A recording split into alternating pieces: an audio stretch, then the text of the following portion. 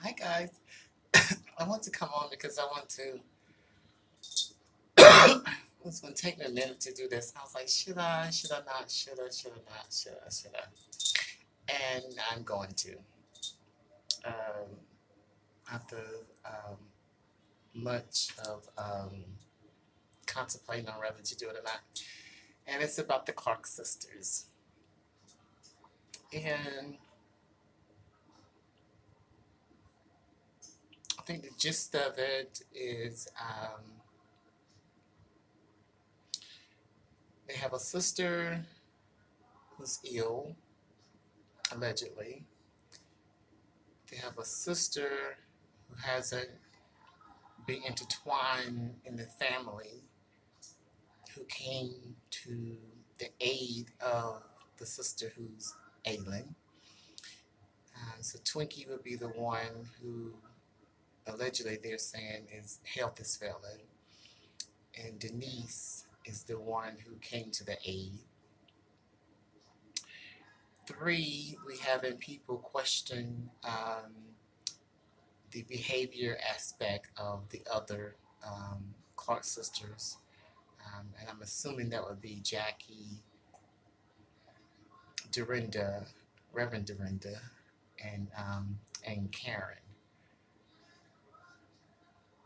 And I want to talk about it just a little bit. First, I want to say this: is that we sometimes have situations where families um, see a gift in their kids, and they tend to nurture that gift um, in the ways that they deem necessary. Now, sometimes it's not actually the gift that's from above. However, it can lead that person or that child into the true gift of what the universe has for them. So I want to pause and say, Twinkie, your prayers are with us. We're praying with you and praying for you um, that everything is working for the good of you and for the good of the ones who love you. Um, as far as it relates to Denise, Denise, also our prayers are with you that there will be a means of forgiveness, understanding, and then forgiveness, and allow the Lord to use this situation to be a a lesson for others, because I'm sure um, that the family is this is not the first family that has or will go through similar aspects of the situation. So I want to go back and say that once a parent, whether it's a maternal parent, a step parent, or grandmother, a parent, sees a gift in the child, then they tend to nourish it in ways that they can. And it seems as though with the Clark sisters that their mom saw a gift in the ladies and decided to nurture it in the ways that she felt was necessary to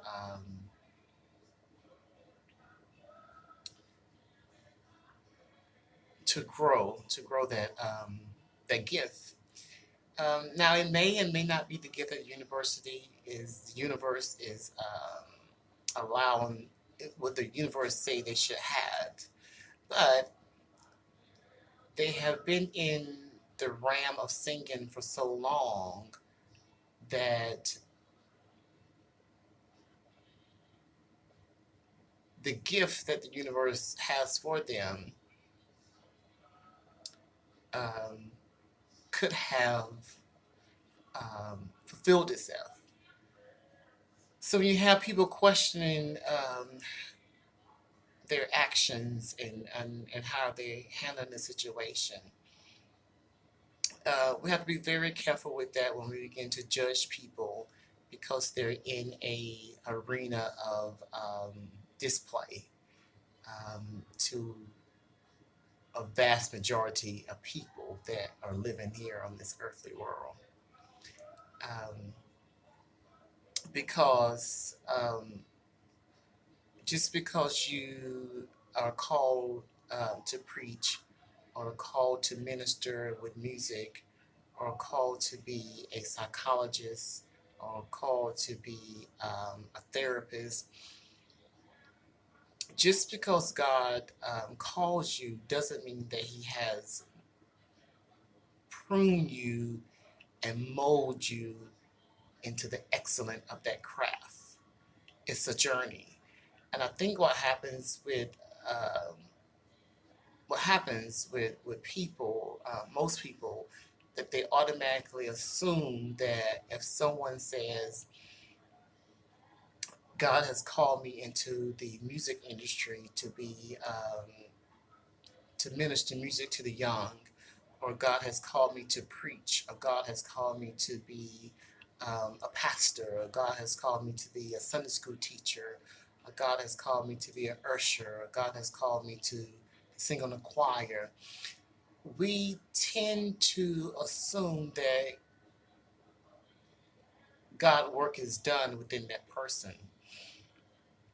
And we have to be very careful with that because when God works, He works continuously. And just because someone has walked into their calling doesn't mean that they are completely molded in that craft. And it could be that they they're not completely molded in that craft. Each day, as someone who's not in a calling, um, is a day of growth, is a day of change. And I remember um, seeing an episode or some type of clip with Dr. Maya Angelou, and she said that when she goes to bed, before she goes to bed at night, she says that she hopes that everything that she done today was great, and she is grateful for that particular day. And I'm ad-libbing a little bit, but she want to wake up tomorrow morning to be better. And that's what it is. It's like anytime you have a preacher or any of those type of titles that I just mentioned, we got to hopefully quit assuming that the people are perfect in those titles. They are working daily as you are working daily to be better. So if you hear wording, you hear something that you feel is not, church like, we all are working on a daily. We all are working on a daily to be better at our craft, to be better in our communication, to be better in our relationships, to be better in our mindset, to be better connected spiritually. So I think we need to step back a moment and allow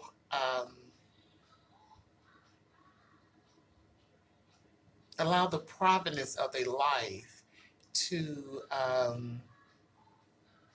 to work itself out. Um, but you know, it's two things that I know. Is that secrets come to teach, death comes to teach. Secrets and death comes to teach. So if it's things that we hadn't heard of, it's because the universe has pushed it out for it to be a lesson, a teachable lesson for someone else. I love their music. I think they are wonderful beings on this earth. Um, are they perfect? I would say no. I'm not perfect. Um, do I think that their good has outweighed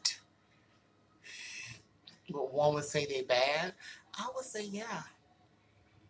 I would say yes. I would say that they're on a journey, guys. They're on a journey. And just because they're on a journey and their lives having to be displayed across America, across the world, doesn't mean that they are not a work in progress. They are a work in progress. We should allow them to handle their situation as best as they know, and they're religious ladies. I'm sure that they are praying ladies, and I'm sure they are handling it in the best ways that they know. But my clear message of a message is that we need to be mindful in how we automatically try to judge anybody. And it's not just with the Clark sisters. It's like be mindful in judging someone who decides to take on a title because they're still a work in progress. God doesn't make just because He calls you into a certain entity of His realm doesn't mean that He's finished working with you. He's never finished with you, with anybody. Even if you if you become saved, He's not finished working with you. And then sometimes, if not most times, He allows the work to handle in you, and then it passes over to the next generation to finish up the work. So we never know when the work is done. We never know when that work is done. I wish them all the best. Um, and sometimes people come about because they're hurt and they haven't been heard. But I think what we need to do is allow things to happen behind closed doors and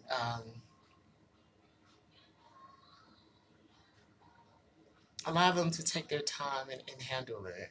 And I want to say something to all the guys on YouTube. Ooh, I want to say something to the guys out there on YouTube.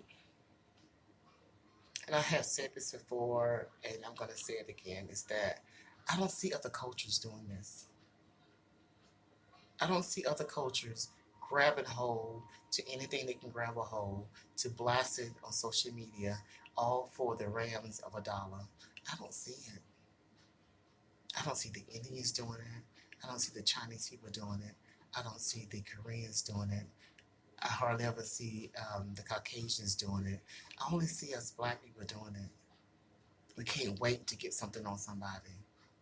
We can't wait to get something on somebody so your social media can jump up.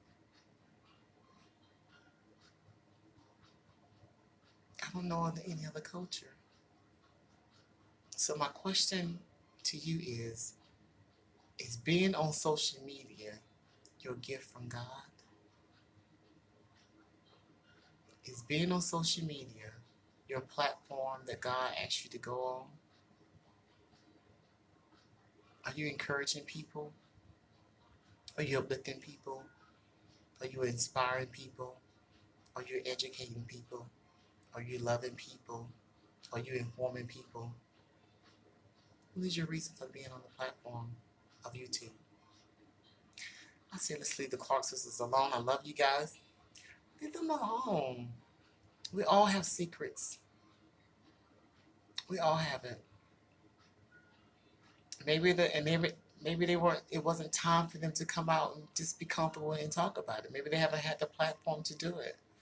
They're very busy ladies. They singing and preaching and trying to live a prosperous life and trying to live a life of goodness and joy. And I'm just wondering, guys, what are we doing? quit allowing social media to control your life and control every aspect of what you say. It's not worth it. Just leave the Clark sisters alone. Just let them have their moment and let them do it in the realms in which they would like to do it. I gotta go. Bye. Love you guys. Love you, Clark sisters. You gather up yourselves and make one of those good old gospel songs for us. But we love you. We really do. And my prayers go out to the entire family. My prayers goes out to Denise, who I'm sure is probably hurting at the moment. My prayers go out to the other sisters who's probably looking for some form of communication. We all need help in some way, some form, somehow, guys. We all are not great communicators. We're not. And every day we get up, we need to say, I'm going to make this day better than the day before. I gotta go. Bye. Love you guys.